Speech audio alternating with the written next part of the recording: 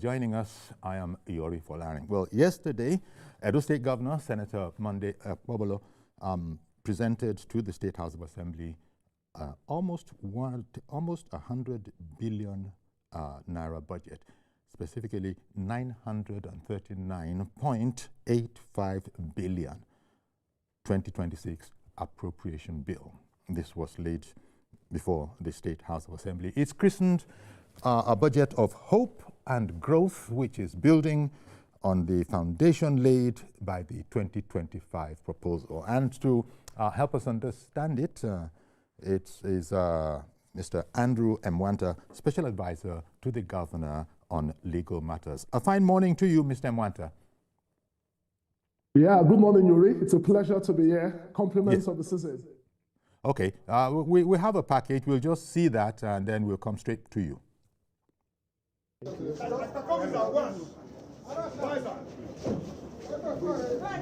In a moment that signaled both promise and direction, Edo State took a decisive step towards shaping its future.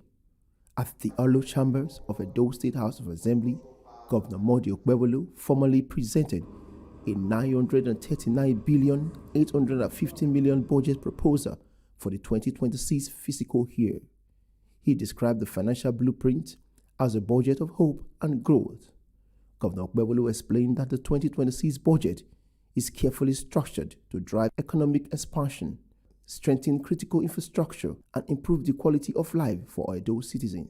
According to him, priority sectors such as education, healthcare, security, agriculture, and road development receive significant attention in the proposed estimate. He noted that the budget is designed to reflect the aspiration of the people, emphasizing fiscal discipline, transparency, and people-centered governance.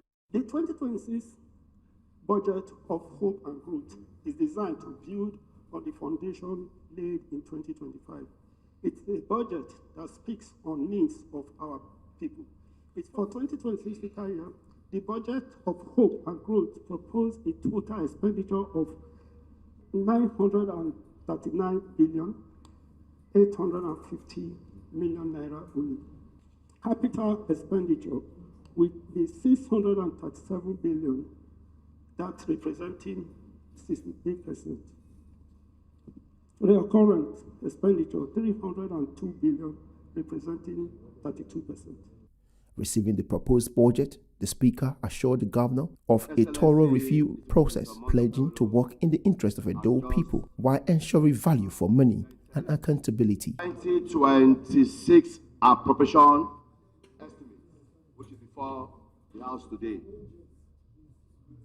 Budget of hope we are having here today. Excellency, thank you very much for presenting this budget.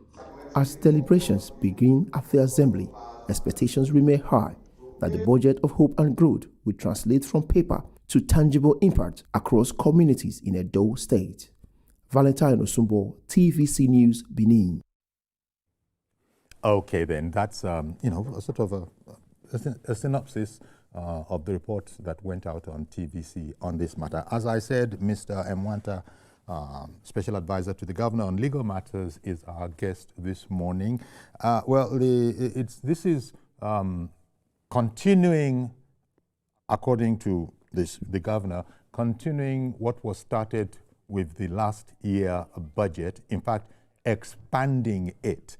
He captioned it a budget of hope and growth. Talk to us about that, because I look at the capital outlay, 637 billion, recurrent 302 billion. So talk to us about the need to expand the capital, expenditure. Yeah, thank you, Yuri. Just as the governor said yesterday during his presentation of the 2026 appropriation bill to the Edo State House of Assembly, of course, he christened the budget as a budget of hope and growth. And he said that the budget seeks to consolidate on the gains of his first year in office, flowing from the 2025 appropriation bill. And you agree with me, Uncle Yori, that the governor has embarked on some ambitious projects, particularly in the capital area. And that's why in this year's budget, capital has 68%, while recurrent has 32%, which places the budget for recurrent around 302 billion. Two-thirds. And capital has 627 billion. And the two main ambitious projects in the infrastructure sector, which of course is the Rama Park flyover, because before now, that place used to be a highly congested part of Benin. The traffic problem usually will flow from there. And most of the access routes in that area, the Temboga Ute layout, is being worked on. Most of the roads have been completed by this present administration. Others are ongoing. Then the major flyover is indeed the first ever.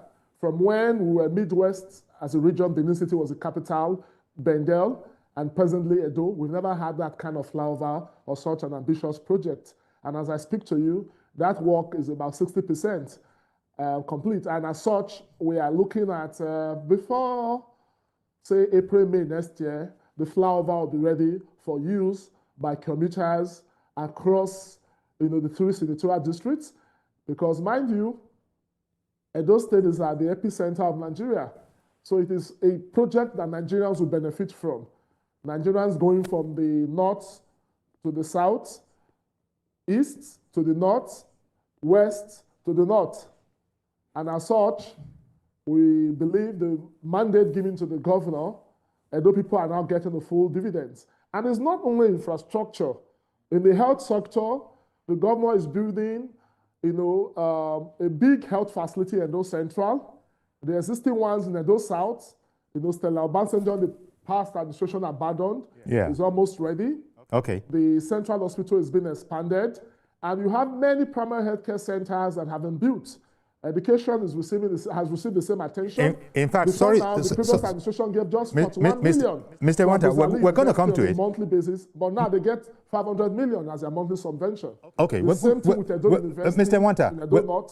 Wanta, we're going to come to it. We're going to come. I assure you, we're going to come to it because that's why we're delighted to have you. So we're going to come to it. But I wanted to observe that you recall that last year there was a need to present a revised budget. But now I'm hearing that we're hearing that this was, meticulously, planned and, and prepared. This year, is this the way it's going to stand, or what resulted in the need to present a revised budget last year? That there is no such eventuality now, or will time tell? Normally, when you have an appropriation bill, it is a law required under the Constitution, because for you to spend government money, it must have legislative approval, which can only come by way of a bill, as the governor has done. So as a bill, it will be debated. So just like normal laws, if there's need to amend, because at times you may have unforeseen circumstances, because in the budget presentation, the governor talked about the recently re-established customary court of appeal. Because the leadership of that court has not been appointed and the court fully operational, there will be need for legislation, so that because there's no leadership, certain budgetary estimates have not been submitted in respect of that court. But we will not allow such challenges to come if the court now comes into motion, say before the middle of next year, and that may not require a supplementary appropriation. Okay. Because justice is one of the sectors, and the High Court is just one of the many courts we have. So the customary court of appeal, being a recently re-established court, will need some form of appropriation. And there are many other things that may come up in the course of the year. And that is why the House of Assembly has that duty of considering the amendment bill, or as they call it, supplementary bill, and now decide if the people of the state will need such an appropriation. Okay, exactly. Because they are the true representatives of the people, and it is what the House of Assembly do that reflects the wishes and aspirations of the people. In terms of the performance of the outgoing budget that we're still working with now, in terms of performance, how would you rate it? I think I'll give the 2025 appropriation, say, a very good pass mark between 70 and 80%. Okay. Because what for me is important is the governor's mantra of practical governance, for the people to feel the impacts of having a government that cares. This is one state government that has taken over certain federal projects that are critical and the people hold dearly. Before now, we had a governor that will put out signboards saying, oh, this is a federal road, bear with us. Compare that to the present governor that day in, day out inspects portions of federal roads that were rendered impassable due to years of neglect. So that when you are going to Sapler Road, going to Sapler through Sapler Road, he's doing a very powerful work in terms of the erosion and flooding problem on that road has been dealt with critically. You know, the Benin-Auchi Road, that's the Benin-Ekpoma sector, through state intervention, that road is like a complete express road. You don't have any problem. And you know, bad roads have a nexus with insecurity, because it is when vehicles break down on these roads that they are either kidnapped or attacked by these bandits. So that in doing that, the governor has also tackled this problem of insecurity.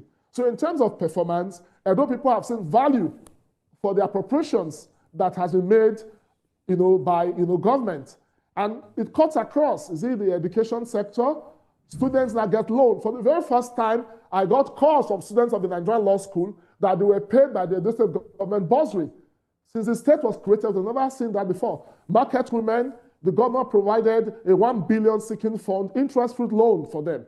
You know, markets have received attention in terms of, you know, uplift.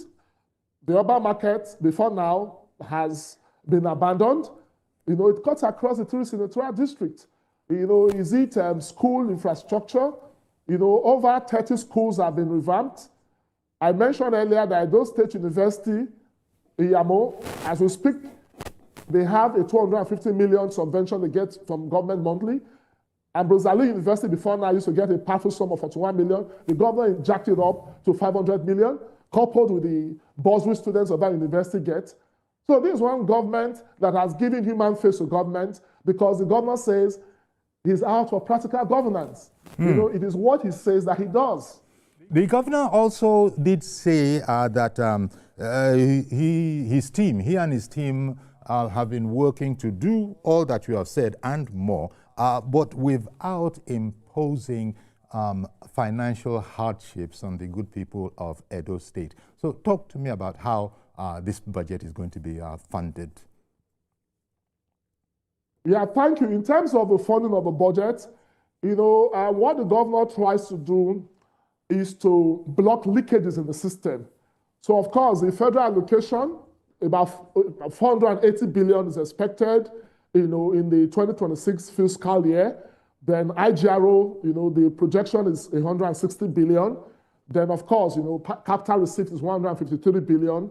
Then, you know, there's what we call PPP, because the government has existing agreements, you know, MOUs with, you know, the private sector, you know, in bringing in investments. So that is put at 146 billion. So when you put this together, you discover that, you know, it's one budget that, you know, promises two things: hope and growth, without passing any extra tax burden on the people.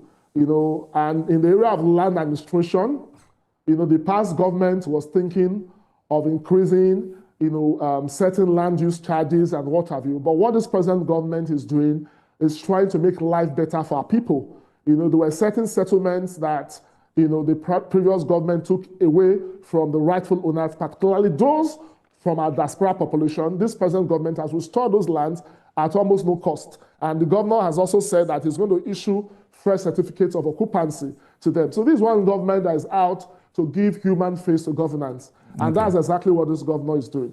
And in this regard, in relation to what you've just said, well, the governor did say the right things. He did say the right things. And here I'm referring to, he said his administration would intensify efforts to strengthen revenue systems and block leakages and improve public finance management. So what does that mean in practical terms? Because that's what any administrator would say.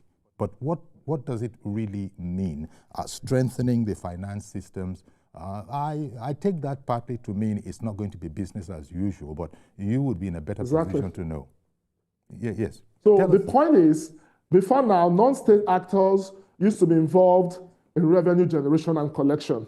Okay. I remember when the governor came, there were one or two non-state actors that were involved. I won't mention names, but the governor now realized that, we still had that same problem of leakages here and there, because the idea of, allowing party members to think it's job for the boys, I think that is one innovation the governor brought, trying to bring in technology, trying to reduce the payment of cash, using handheld devices and what have you in tax administration.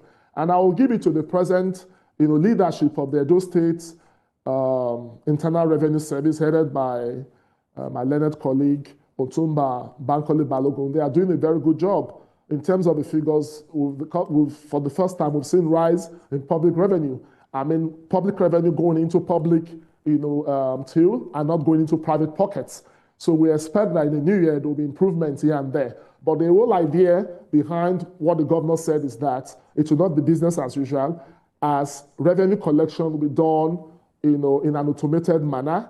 The human element, of course, has been reduced. And of course, it will require some level of synergy with local government authorities, because there are certain revenues that both the state and local have shared responsibility in terms of the collection process. And remember, there's a new tax administration law that has been made at the federal level of trying to bring everything under one cover, because under one heading, I beg your pardon.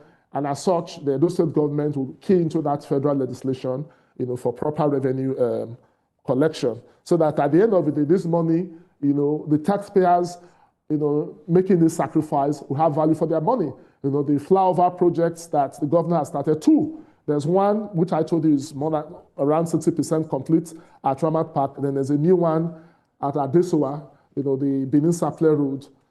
So when you have projects like this, people pay taxes, they see value for what they are paying their taxes for. And that is what government is about. Being accountable, being transparent, and having the people, as a centerpiece of whatever policy you do as a government.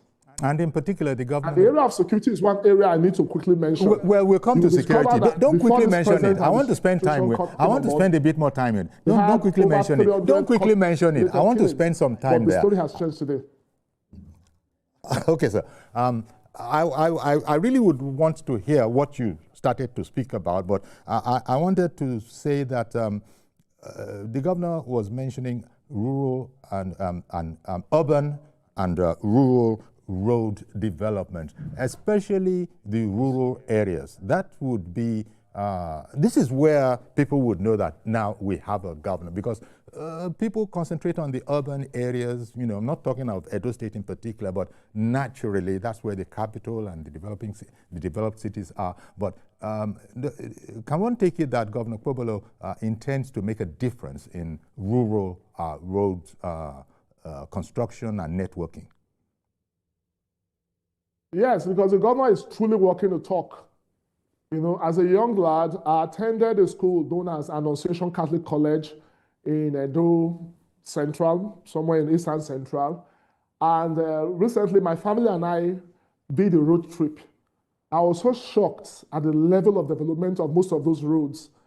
And I think that is the idea, because I even went to my paternal family house in the village. And when I got there, the kind of plantains they gave me, when I took it to Benin, I realized that it's different from the other types we eat, which of course they use all kinds of chemicals. So if you deal with the problem of bad rural roads, you have good roads. These urban, or rather rural-urban, movements of goods and services will help to boost the economy.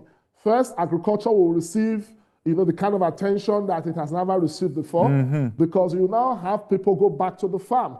And that's the back to the land policy of the state governor. He feels the only way he can achieve it your ability to evacuate food from the rural area to the urban centers where you have a bulk of the population is through good roads. And it's exactly what he's doing across the 3 senatorial districts. And we believe that in the new year, more of these roads will receive attention, particularly between Benin and Okpebholo. It used to be a nightmare, but the governor ensured that he fixed that road, not minding that it's federal road. You know, the same thing, the Benin-Sapele road, and even the Benin-Agbo road is receiving almost the same attention. This is one governor that Edo people pray for every day, because he's the one that God has sent to relieve us of bad roads, of failing infrastructure, of, you know, the health sector and others that were almost going down. Okay. You know, we're almost at ground zero when this present governor came. Across sectors, we've seen the impact. I was talking about security. When this governor came in, Edo State was like a crime scene. We had over 300, in 2024 alone, we recorded over 300 court-related killings. But today is a different ballgame. In the past 1 month, we've not had any court incidents. Through the kind of legislation the governor put in, the Edo State and the court prohibition law first has made that offense death penalty, has also ensured that if you have a premises that courts live in or operate from, such a premises will be demolished. And the governor was able to walk the talk. Okay. Close to 10 buildings were brought down across the 3 senatorial districts, and we have even sent an amendment bill, which of course the House of Assembly will soon pass, that even allows for interim forfeiture, so that you don't need to wait till the court finally convicts, you know, the person involved in that court-related violence before such property is seized. So I think that element of deterrence and the ability for government to set in the necessary, you know, agencies of government, like we have the Edo Security Corps. The governor employed over 2,500 personnel, unlike in the past where they'll give them firearms without any, you know, monthly pay. These people have now been integrated into the public service so that other states can even learn from the Edo model. Okay, all of this. Ensuring that we have community policing that works. Okay, indeed. Well, thank you very much. You're sort of, you know, shining a light on the budget. And talking of shining, the governor has a shine agenda. I imagine that all of this, you know, is under the auspices of the shine agenda. So this will be as good a time as any to just take us over the governor's shine agenda, and so we can see how it's working and reflected in this budget. Thank you. The governor's shine agenda is a social compact with Edo people. S there represents security, H there represents healthcare, I represents infrastructure, N nutrition and food security, then E education. Not just education, value-driven education. And that's why the governor was able to identify the priority areas of, you know, the budget along the 5 planes of the shine agenda. Of course, education, healthcare, security, agriculture, and infrastructure. And essentially, in each of these areas, I've been able to identify the interventions the government has made. I talked about security shortly. You know, he has been able to provide over 80 Toyota Hilux vans for all security agencies, setting up the Edo State Security Corps that has over 2,500 men within its employ across the 3 senatorial districts. It has also provided 400 motorcycles, motorbikes for these people to comb the forest, including the military, the police, and other security agencies. You know, that's for security. I've also mentioned some of the interventions, legislative interventions. The governor sent an executive bill, you know, that has made, you know, the crime of kidnapping and courtesan to attract death penalty, and properties involved will be demolished. You know, it's work in progress. Then, of course, you know, in the health sector, as I earlier mentioned, primary health care centers have been built across the 3 senatorial districts. In each senatorial district, the governor is building a standard health facility because he realizes that when the people are well, they'll be able to go to school without any form of inhibition. They'll be able to participate in agriculture and other blue-collar, you know, work. And that's why he's giving so much attention to health. And even beyond health, you look at this. Okay. 80, yes. I just was okay. 80, yes. I just was curious. So if within 1 year you have done 80. Wow. Please go ahead now. Good morning. Good morning, Uncle Yori, and good morning to the guest. Yes. Presenting it. I've not been able to see it to read. Okay. It's almost a trillion naira. It's 900. Okay. It's almost a trillion naira. It's 939 naira. Advisor to Governor Senator Monday Okpebholo of Edo State, and he's helping us understand, the budget that was just presented yesterday. It's a 900 and, well, I don't know why they didn't make it 940 billion naira, because it is 939.85 billion naira. So there you go. Maybe they're just being very, very frugal and say, no, that 0.15 billion naira, it's a lot of money. But here we are. Thank you very much, Mr. Andrew Mwanta, for being with us. Now, well, let me just say, wait, no, let me not get ahead of myself, but look, the education sector, it's important. It's very, very important. I don't need to say that, but now they're going to be something like what? Did you say 5,000 permanent teachers are going to be recruited into the system? Is it 5,000? Exactly. Not that they are going to be recruited. Okay. They were recently given permanent, because the previous government used to do what they call teachers fellow program or something. But the governor now said, why engage people and you cannot make them permanent staff? Okay. Right? Because for us, that was a form of casualization. Like slave driving people who are meant to raise future leaders. So what the governor now did was that, for those of you that were in the Edo Stars program, make your formal request, and it was 5,000 of these persons that the governor gave full and permanent employment. Okay. So that our education sector now will receive the kind of attention it deserves. Properly, you go to some schools, properly trained. They have a primary school that has primary 1 to primary 6, who have only 3 teachers. But even and as among those 3 teachers, one of them is the headmaster. Okay. So, but you don't have that situation again. All right, and hopefully, when we're talking about the 5,000 teachers that you say have now been, one is going to be, it's going to take a while for the memory to cease of then Governor the labor leader, then Governor Shomole, when he actually tested, yes, some teachers, if you remember, in the public, and it was by way of saying that this is... Remember, one of them could not read an affidavit. Now, so one hopes that, of course, Governor Okpebholo would have, grown on that. So I'm sure that's not the kind of teachers we're talking about. We're talking about professionally placed teachers, right? Exactly, absolutely. Okay. And just recently, he was able to pay the arrears of teachers from our 2 state-owned teacher training institutions as colleges of education.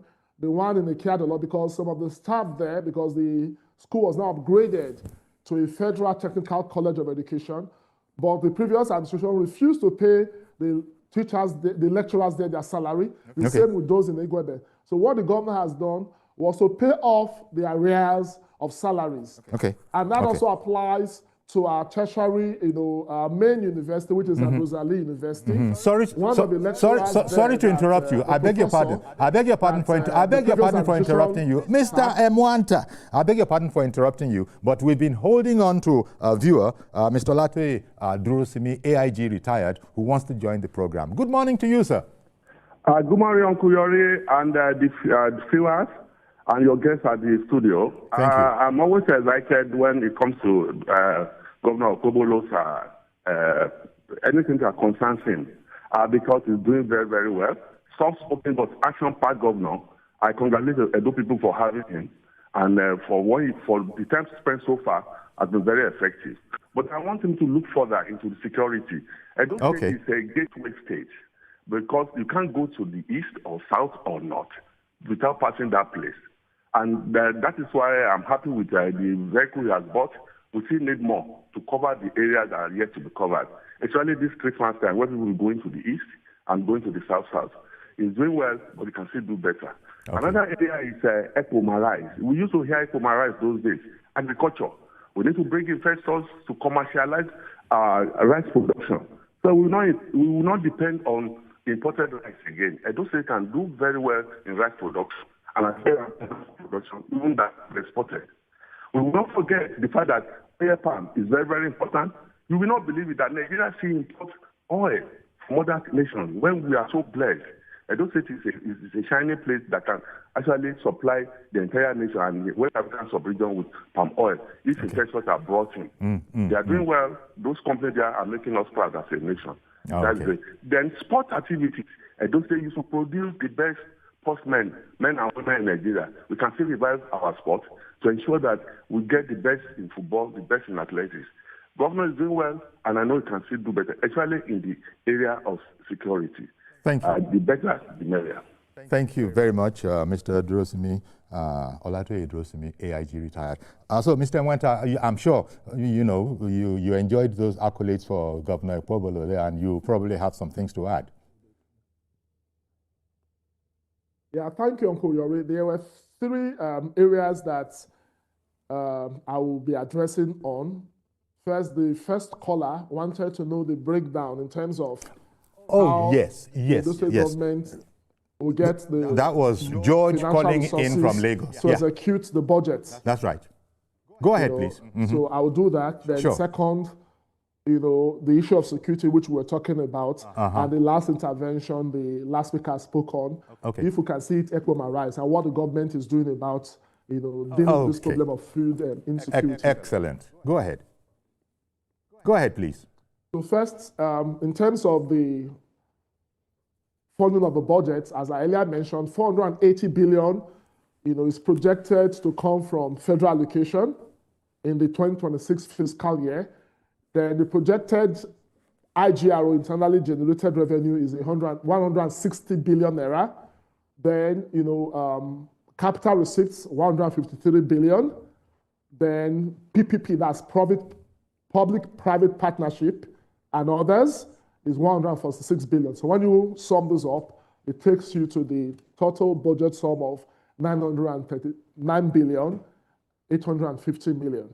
Then in the area of security, you raised that concern, why Toyota Hilux vans? Yeah. And the reason is not far-fetched. I didn't want to call brands, but you know them. They're Nigerian brands. Using Toyota Sienna. And if you ask me, because of the kind of terrain we have, because if you are pushing a kidnapper into the forest, you cannot be using a vehicle like a Toyota Sienna. So that's why the governor chose Toyota Hilux vans. And of course, it may be more expensive, but I think it does the work better.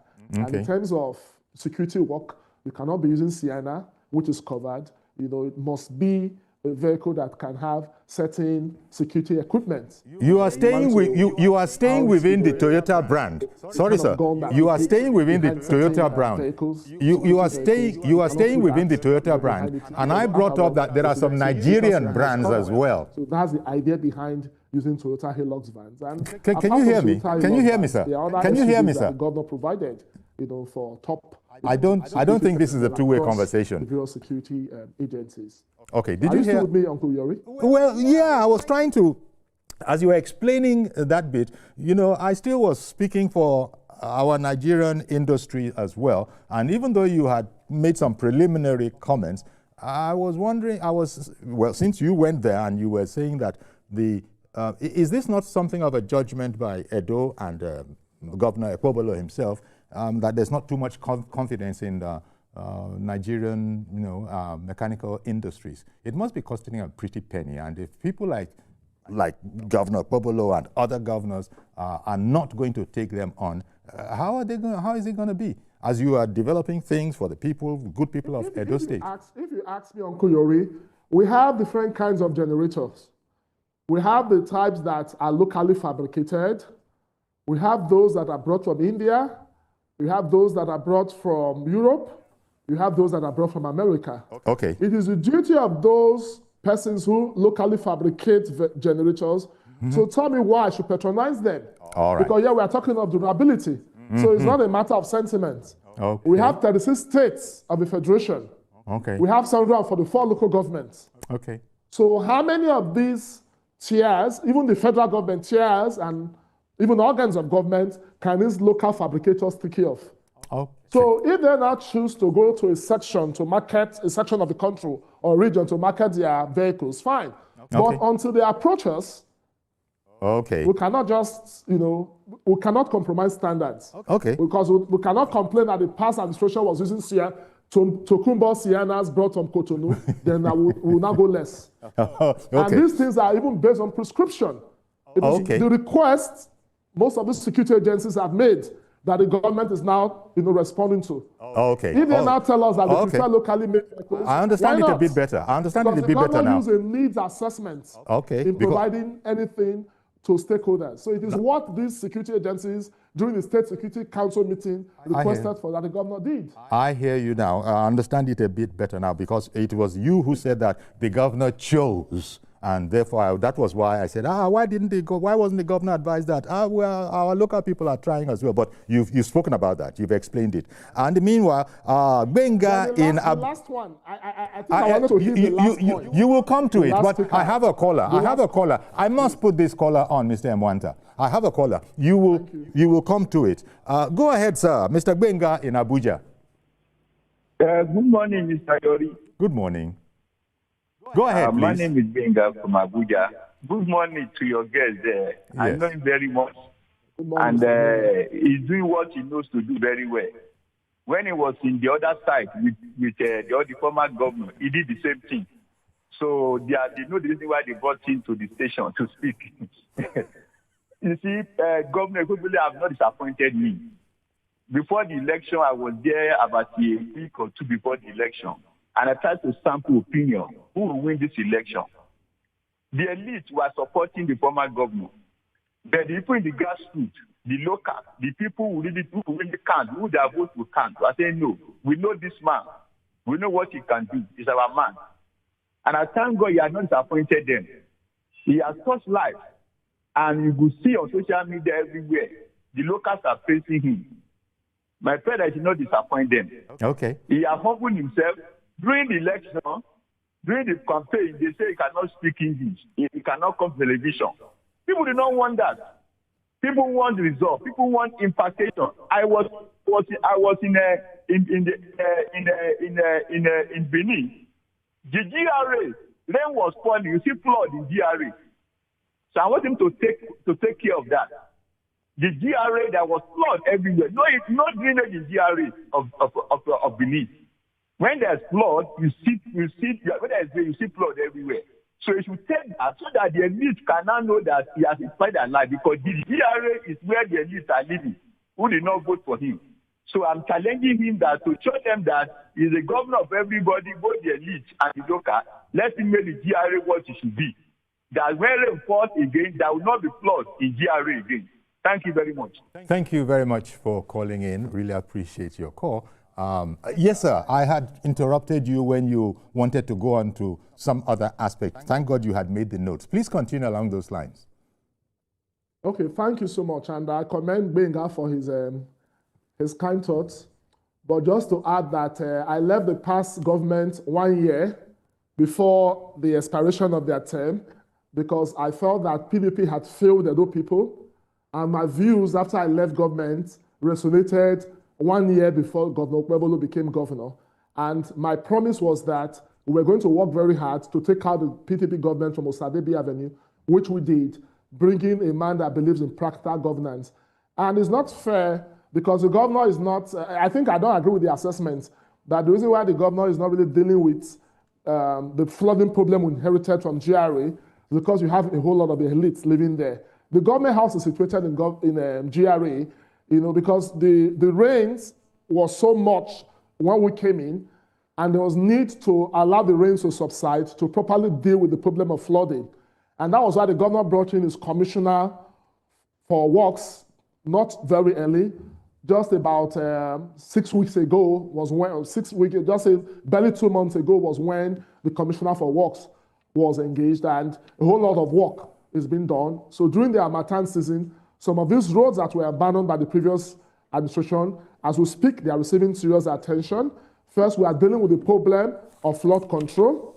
The governor got an expert, from 3 different key areas, brought in hydrologists, brought in, civil engineers and, other, professionals that deal with this problem of, flooding and erosion problem. So coming back to that other question I was to deal with, the last one. Again, just I talked about hello, sir. Just keep it in mind, because another call. Everybody, Edo State is too popular. Everybody wants to comment on your budget. Mazi Okorafo, good morning to you, sir. Go ahead.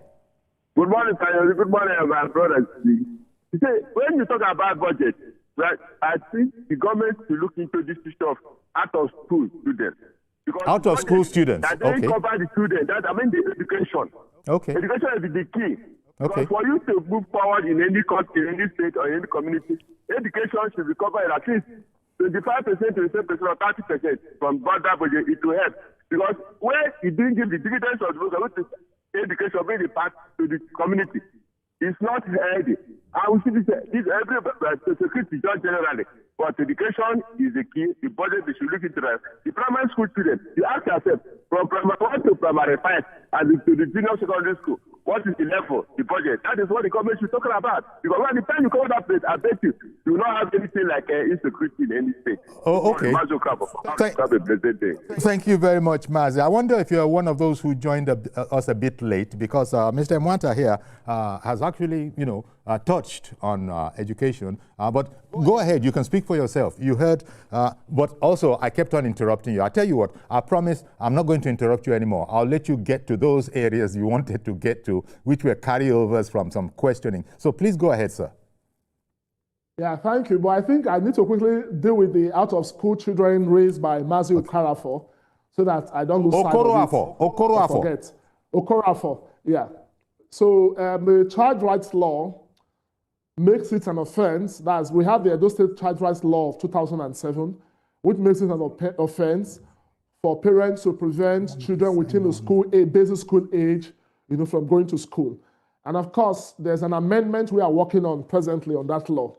So that once we now start implementing that law fully, if as a parent, you have a child who is supposed to be in primary school or junior secondary, that's JSS 1 to 3, because in Edo we have sort of disarticulated, the school system, where you have a 9-year basic, education, 6 years primary, 3 years junior secondary. When you put that together, that's 9 years. So any child, and education at that level is free, so you don't need to pay anything. And what even the governor is doing is to provide teaching and learning aids. And that's why he's ensuring that we put all our public schools in good shape. That will also motivate children, to go to school. Okay, you've dealt with that. If as a parent you fail to you've dealt with that. We're running out of time. We're prosecuted. We're running out of time. You've dealt with that. I wanted you to reach those areas you couldn't reach before. I have about 2 minutes. Beautiful. So in summary, in the agricultural sector, the governor has ensured that across the 3 senatorial districts, he has created farm settlements. And these things can be verified by Edo people. In Igoraki, close to the Edo State College of Agriculture, you have a big farm settlement. All the implements they need, the tractors, all the inputs the government has provided. And the idea is that by the time these farm settlements have fully attained the level of production they need, industry can access these products. And it ensures too that the roads leading to all these farms, the one in Edo South in Igoraki, the one in Edo Central in Idomi, the one in Edo North, close to Warake, that they have good roads, they have everything, that they need in ensuring that we have food security. And more than this, the governor also ensures that farming implements to small landowners, farm holders are provided, not for politics, but to ensure that Edo State attains the promises, 2026 budget promises of food security. And we believe that in the days and weeks and months ahead, Edo people will understand that this is one government that has given a human face, to governance. And that is why the governor keeps saying that he believes in practical governance, and that's exactly what he's doing. A people-centered kind of government that puts Edo people's interests way above any other interest. All right, then. Well, thank you very much, Mr. Andrew Mwanta, Special Advisor to Governor Monday Okpebholo on, is it budget? No, it's not budget, on legal matters. Legal matters. On legal matters. And that's because this is law. This is about law. It's about the appropriation bill, right? And thank you very much for understanding it as well as you have, so that you've been able to sort of shine a light on it. We're going to have to leave it there. And somebody, Mr. George, called in and said that he hadn't had the opportunity to read it or to cite it, but I'm sure there will be opportunities for that. So thank you very much, Mr. Andrew Mwanta, for coming along to explain the budget of Edo State, the appropriation bill that has been passed. I imagine it will be passed without too much fuss. Thank you very much. That's our program today. Do please join us tomorrow for a fresh edition. I am Yori Fola.